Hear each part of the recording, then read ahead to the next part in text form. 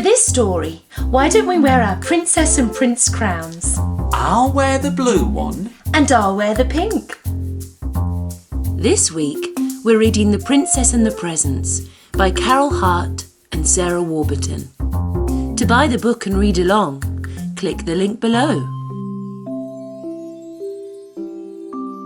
It's Princess Ruby's birthday soon, the king cried in a tizzy. He put the maids in such a whirl, it made the footman dizzy. The people up and down the land were making preparations, baking cakes and puddings for the coming celebrations. High up in the tower, little Ruby lounged in bed.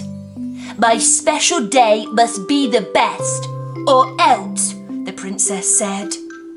She shouted out her orders while the servants bowed and smiled. She yelled and bawled and kicked her feet. She was a horrid child. I want a giant tree house and a parrot that can talk. I want a pair of fancy shoes that light up when I walk. I need a new tiara to wear each day at school, and a pony, and some roller skates, and loads of jewels. I want a massive birthday feast with sweets and posh ice cream, or I'll lie down on the palace floor and scream and scream and scream.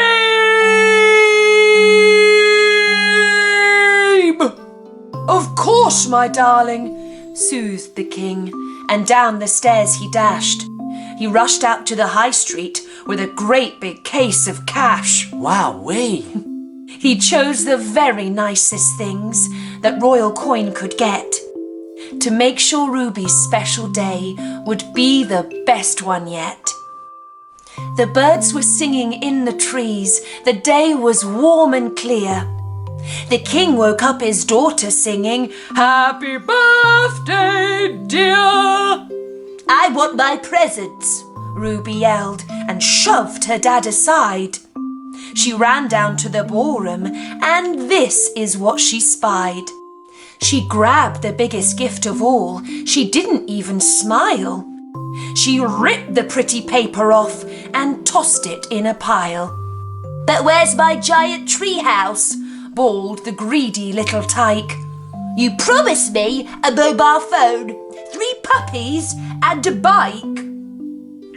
There, my dear, replied the king. He opened up the door. The servants heaved more presents in and heaped them on the floor. They piled the gifts and presents on the tables and the chairs. They built them into towers up and down the palace stairs. They filled up all the bedrooms and the bathrooms and the halls.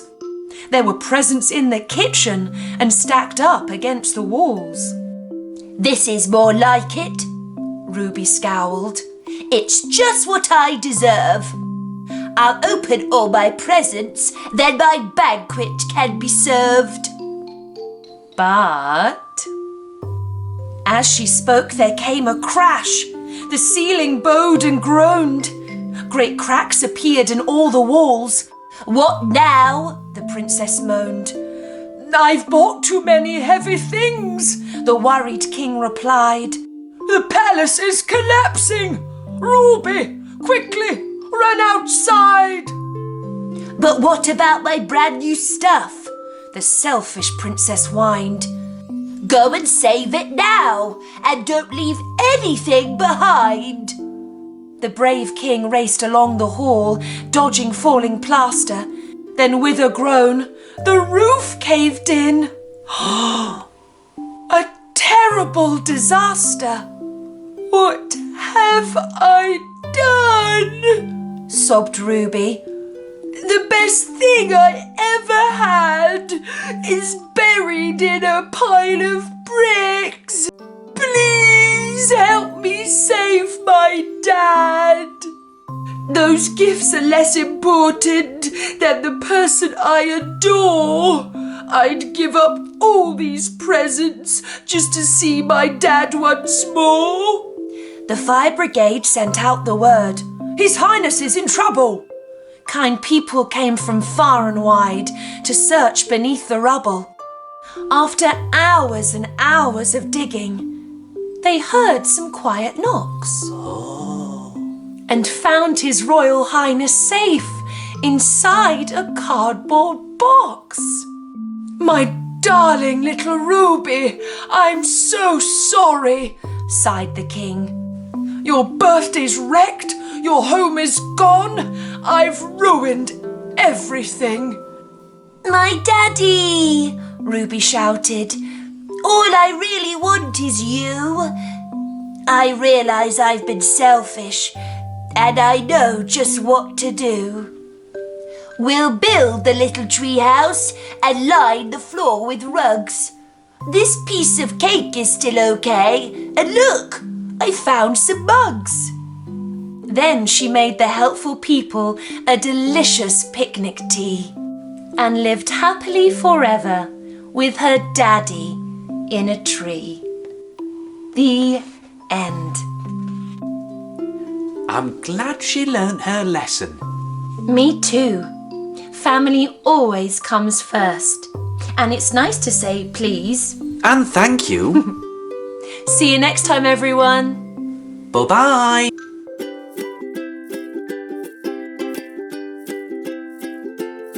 She's got shiny wings and twinkly toes, living in the woods where the unicorns go. We'd like to say a massive thank you to Millie and her mum Victoria for suggesting this week's book. If you've got a favourite story you'd like us to read, comment below.